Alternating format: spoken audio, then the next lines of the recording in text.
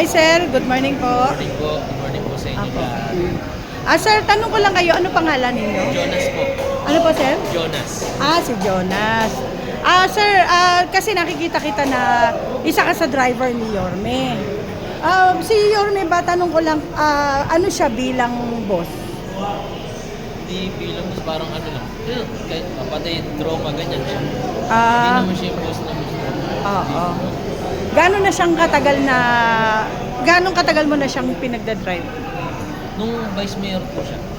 Mula noon. Oo. Bali lang kayo sir na na nagdadrive. Jonathan po. Si Jojo. Ako po. Tsaka ikaw. Ano masasabi mo bilang siya na sabi mo nga hindi siya boss, kaibigan siya sa'yo. Paano mo siyang may i-describe bilang kaibigan? Nakikita ko sa kanya masipag eh. Mhm. Kahit dati pa, hindi pa siya vice, hindi pa siya mayor. Masipag talaga. Before po kasi, natira siya sa bahay namin. Mhm. Yung tabing bahay namin, inupahan niya po yun. Kailan yun, sir? Tagal na po yun. May tapsilugan pa siya dati, yung tapsilugan Isko. Mm. Hindi po. Bali, konsehal pa lang siya noon. Hindi pa rin po, artista pa lang po. Saang lugar yun, sir? Sa Moriones, Nagkaroon pala siya doon. Oo. tapsilugan. Masarap po yung tapsilugan talaga. Oo. Ano yun, 24 hours po yun.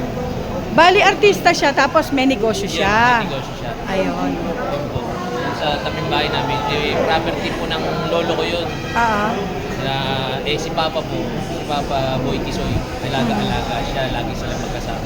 Mm. Yan. Tapos minsan doon siya natutulog sa bahay. Yun po, meron siyang tapsilugan, tapos meron siyang mga sidecar, Mm. pinapa-boundaryan niya. Mm. Yun. Ibig sabihin kahit nung artista siya, meron siyang mga extra income na gano'n. Masipag talaga, no? Masipag siya. Oo. Yung tapsilugan lang, ang lakas nun. Oo. Sir, paano namang nangyaring natira siya sa inyo? Anong dahilan? Doon po siya natutulog sa bahay. Ano po siya ng papa ko? Nandikit po siya ng papa ko. Oo. Papa ko yun. Pero nung time na yon, buhay pa yung parents niya. Si Nanay Chayong na lang po. Yung pa, buhay, yung tatay niya, Oo, wala. nawala na. Sa Oo. pier din po kasi yun eh. Mhm. Kasi yung lolo ko sa pier din po. Kaya lang si tatay po ni Yorme sa ibang pier po. Alam ko, pier 4. Kasi ano po yan. Pier 2, pier 4, pier 6, pier 10, pier 12. Ganun po yun. Mhm. Yun. Yung lolo ko sa pier 10 po yun. Mhm. Paano nun? Nung halimbawa, nung meron siyang tapsilugan, tumatao ba siya ron? Nagluluto siya? Doon siya pag wala siyang taping o kaya yung mga show sa ibang probinsya. Doon po siya nakatao siya. Saan sa Moriones yun, sir? Sa may pagitan ng Wagas tsaka Abad Santos. Wagas at Abad Santos? Opo. Malapit sa Shell. Opo, okay. Yun. So, kumbaga, ano ang naging papel niya doon? Nagkakahalang siya? Nagsaserve din ba siya noon? Opo. Ikaka siya nagsiserve. Baka wala talaga siyang ginagawa. Nandun siya. Wala pa si Ma'am Daini noon. Wala pa po siyang asawa. Ah. Binata po siya. Sir, paano naman nung nagkonsehal siya? Na-experience mo ba yon? Dahil sabi mo nga, hindi pa siya konsehal, nagtatapsilog na. So, nung nung kumakampanya bilang konsehal, anong nangyari noon? Natural lang po siya.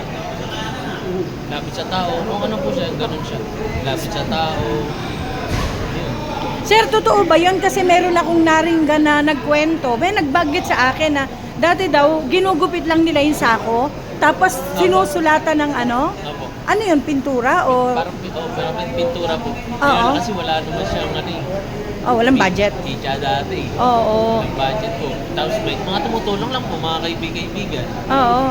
Tapos yun daw mga parang flyers, stampad lang. Totoo ba yun? Opo, totoo. Oo. Wala din siyang mga sponsor. Opo, wala rin po. Oo. Bira po may yung mag-sponsor sa kanya. Tapos, Oo. dati po wala siyang masakyan. Oo. Sasakay siya sa iba. Oo. Kahit artista na siya, wala pa siyang sasakyan. Meron naman po, kaya yung pangkampanya wala siya. Oo. So kumbaga nakakaano no, kumbaga na-amaze ako dahil nga doon sa sinabi sa akin dati na ganyan, na ganun nga daw yung mga sako ginugupit-gupit. Ganon. Nagsisimula po siya ano. Oo. Pero nakakonsyal. Pero noon sir, sumasama ka sa kanya pag nangangampanya siya. Oo. Tapos minsan po ano, naalala ko po District 1 po siya. Mhm. And, hanggang nakarating siya ng District 5. Kasi yung sasakyan, Oh. taga District 5 po may-ari. Pagkakalam ko po nun, sila Ma'am G po may-ari nun sasakyan. Mhm. Yun po, natandaan ko po yun. Ah. Kasi konsyal po, District 1 lang. Doon po siya kandidato. Nakarating po siya ng District 5. Oo. Yun po. Dahil doon sa sasakyan. Ano yun? Nakaangkas siya ron. Oo, nakisakay lang po siya. Ano yun? Ibabalik na yung yung sasakyan. Siguro po, hanggang nakarating siya ng District 5. Pero nung time na yun, sir, maraming sumusuporta din sa kanya. Yung mga kaibigan, Opo mga naman ganyan. po. Kasi talagang kalip, batang kalip po talaga yan. Ah. Totoo po yun. Oo. Pero sir, saan mo siya nakilala? Sa papa ko po, yung pumunta siya sa Moriones doon, nagsisimula po siya. Na mag-artista. Opo. Nung naman na namang magba-vice mayor na siya, kumusta naman yung ano niya noon? Same pa rin, wala naman siyang pinagbago, hindi na po siya nagbabago. Ganun pa rin. Oo. Bali, asawa na niya si Ma'am Daini Opo. noon. Bali, saan sila nakatira Kahit nung noon? Nung konsehal pa lang. Pangilan ka ba ni Yorme? Sila na ni Ma'am Day. Tagal na po sila Ma'am Day. Tapos nung saan sila nagtira noon? Sa ano po? Muna po sa sa Balot, sa may Palasan. Yun po yung una nila tinira. Oo. Pero si Yorme po tumira yan sa may lupahan niya dyan sa may Nolasco, Juan Nolasco. Doon nagsisimula na rin siya. Oh. May inupahan siyang bahay doon. Ayun. Kasi naalala ko yung sinabi ni Yorme no na si Ma'am Daini daw, linis ng linis, tapos laging mabaho. Sabi niya ganyan.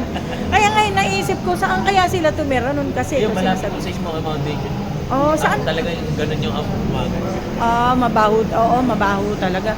Kasi kami rin ganyan pag lumalakas yung hangin hanggang sa amin. Umaamoy din talaga yung Dati po, di ba, yung Smoky Mountain, sariwan-sariwa pa yun, di ba? Oo. Talagang mabaho. Pag gumano yung hangin, hanggang balon po yun. Oo. May naman po yun. Ganon. So, nung mga time na yon talagang kasama mo pa rin siya. Talagang loyal ka rin na driver, sir? Diyan lang po ako sa mga politiko. Wala naman po ako ibang sinamahan. Oo. Yung ibang mga kapatid ko, may sinamahan siya. Kay Mayor Lim po. Pero ako dati, nung nag-vice siya, doon na po ako sa kanya. Sir, paano nung natapos na yung termino niya, hindi naman natapos kundi nagdesisyon siya na maging for president. Kasama ka pa rin niya noon. Ano yun hanggang sa mga probinsya, ganyan? Oo. Pagka limbawang malalayo, may iba naman po kasama. Depende lang po pag duty namin. Pag sinama niya kami. Oo. Pero sir, na-experience mo ba yung merong lumapit sa kanya tapos humihingi ng tulong? Oo. Madami. Oo. Minsan, on the spot. Nung nakaraan niya, may kaibigan po ako, taga-Tondo. Lumapit lang po sa akin yun. Nagpapalapit niya kayo. Nakita ko. Sinend ko lang po sa phone niya. Pag-send ko. Nakita niya po yung kondisyon ng bata. Ano naman yun? Ay, yung nanay ko na pinunta ko po. Tsaka yung tiyahin na iyak. Hindi naman nila akalain na ganun po eh. Oo. Yung pamilya po taga District 1. Pero yung bata po parang nasa Laguna. Kasi doon po inabot nung sakit niya. Pero taga saan yung bata? Taga dito po, taga Tondo rin po. Dun siya inabot sa Laguna. Yung nanay po taga rito, yung tatay taga Laguna po. Ayun. Oo. Kasi nung minsan din, na-experience din namin yan yung dito naman sa may Alamario. Nung matatapos na yung yung for mayor niya, matatapos na, tapos nandoon din kami, yung mga taong nandoon, biglang sabi nung babae na, ay, tinulungan ako niyan si Yorme, kaya kami, yung focus namin, napunta dun sa babae, kasi pina-opera daw siya, yung may, tawag dyan, basta yung may mimiyak siyang ganyan. Ayun. So, kumbaga yung mga ganong kwento na impromptu, nakaka-amaze kasi ang dami niyang natutulungan, di ba? Ayun. Madami po siya na mga nakikita namin tinutulungan. Mm. Iba sa puso, iba sa kidney. Aha. Tinutulungan niya talaga. Ayun. Ano po yan, mga yung loob niya, lalo na kapag halimbawa, matanda tsaka yung bata yung nakikita niya may sakit. Mm. So sir, sa ngayon, sa nangyayari, may mga nangyayari bang mga sabi na nating pagbabanta, merong mga gano'n. Hindi naman po siguro mawawala yun. Oo. Yung nila po, basta makikita mo naman po kayo, nakapokus siya sa tao. Oo. Oo. Pero sir, minsan wala naman kayo na-experience na yung mga tao doon sa paligid. Wala naman gano'n. Wala naman gano'n. Dasal lang po lagi. Oo. Kasi si Yorme, napansin ko talaga sa kanya kahit dati pa. Hindi, yung mga security, hindi makalapit ng gusto eh. Kasi parang ayaw niyang hinaharang yung mga tao, di ba?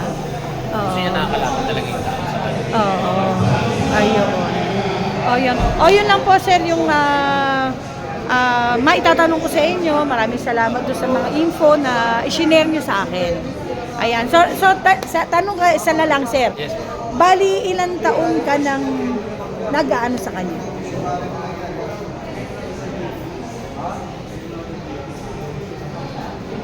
Gusto may 15 na higit po.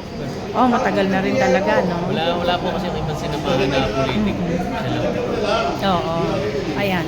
Hanggang sa mga susunod na panahon pa. Opo. Ayan. Magkikita-kita pa tayo, sir. Opo. Ingat po Ayan. kayo palagi, Okay. God first. Apo, thank you. Sir, siya nga pala na ulit pangalan mo? Jonas po. Si Jonas, si Sir Jonas po. Ayan. Sir, maraming salamat Thank you, po. ma'am. Thank you sa Ingat po. pag-share. Opo, ingat din po.